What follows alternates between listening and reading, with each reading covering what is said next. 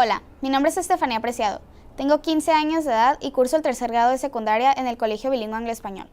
El día de hoy haré una interpretación sobre Rosa Parks.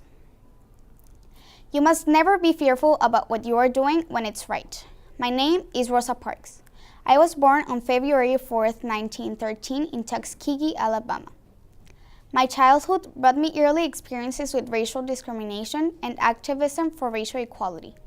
My parents separated and my mother moved the family to Pine Level, Alabama with my grandparents Rose and Sylvester.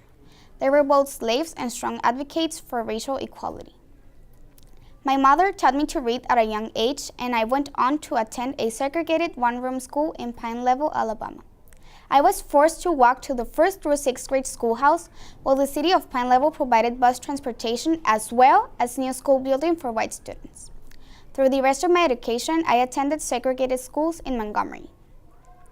In 1932, I met and married Raymond Parks, a barber and an active member of the National Association for the Advancement of Colored People, the NAACP.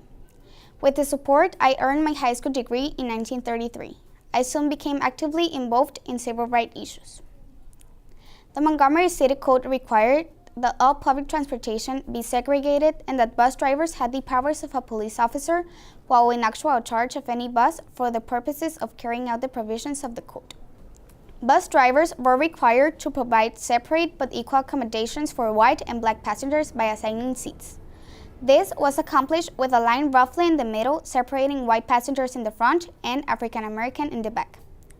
When an African American boarded the bus, they had to get on in the front to pay their fare, and then get off and reboard in the back door. When the bus was full and more white passengers got on, the bus driver would move the sign separating the two sections and, if necessary, ask black passengers to give up their seats. On December 1st, 1955, after a long day's work, I boarded the Cleveland Avenue bus for home. I took a seat in the first of several rows designated for colored people.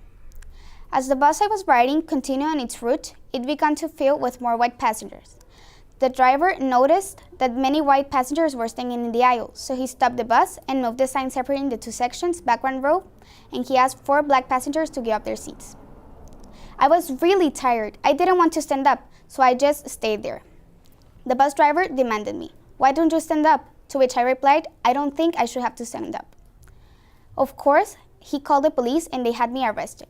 I was charged with violation of Chapter 6, Section 11 of the Montgomery City Code.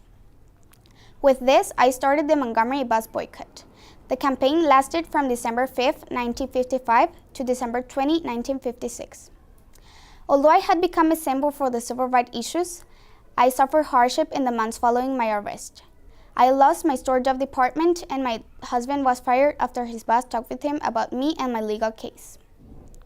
Unable to find work, we actually left Montgomery.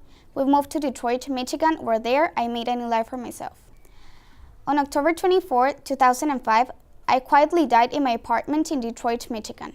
I had been diagnosed the previous year with progressive dementia.